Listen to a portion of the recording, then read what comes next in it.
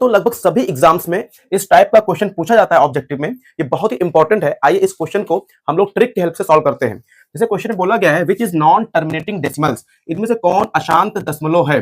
तो आप कैसे चेक करते हो? सबसे पहले आप इसको डिवाइड करते हो और फिर आप देखते हो कि डेसिमल के बाद अगर डिवाइड होना बंद हो जाता है तो उसको बोलते हैं टर्मिनेटिंग डेसिमल है, यानी शांत दशमलव है। और अगर डेसिमल के बाद डिवाइड होना बंद नहीं होता है, कंटिन्यू चलता रहता है, तो उसको बोलते हैं नॉन टर्मिनेटिंग यानी अशांत दशमलव है। तो आपको डिवाइड करके पता नहीं करना है, आपको ट्रिक की हेल्प से पता करना है। तो सबसे पहले आपको क्या करना होता है, जो डिनोमिनेटर सबसे पहले क्या करना होता है, जो ये आपका रेशियो में दिया हुआ है इसको सिंप्लीफाई करना होता है। तब तक करते हैं जब तक कि ये किसी और नंबर से डिवाइड ना हो, भाग ना हो। ठीक है, अब मान लीजिए देखिए सिंप्लीफाई हो चुका, अब किसी नंबर से डिवाइड नहीं होगा, तो जो आपका डिनोमिनेटर है यानी जो हर है इसका हम क्या करेंगे, फैक्टर करेंगे, गुणनखंड करेंगे। जैसे यहाँ पे आपका 8 है ना, 8 करेंगे 2 से,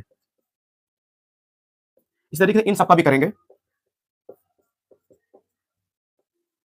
जैसे हमने इन सबका डिनोमिनेटर का यहाँ पे फैक्टर किया, अगर सिर्फ 2 आ जाए या सिर्फ 5 आ जाए या 2 और 5 दोनों आए तो टर्मिनेटिंग डेसिमल होता है, शांत दशमलव होता है। और अगर 2 और 5 के अलावा कोई और नंबर आ जाए तो नॉन टर्मिनेटिंग होता है, अशांत दशमलव होता है। जैसे यहाँ पे देखेंगे 2 के अलावा 5 के अलावा 3 भी आ गया है, और जैसे 2 और 5 के अलावा कोई और नंबर आएगा तो नॉन टर्मिनेटिंग होगा, अशांत दशमलव होगा, यानी ऑप्शन नंबर डी करेक्ट होगा।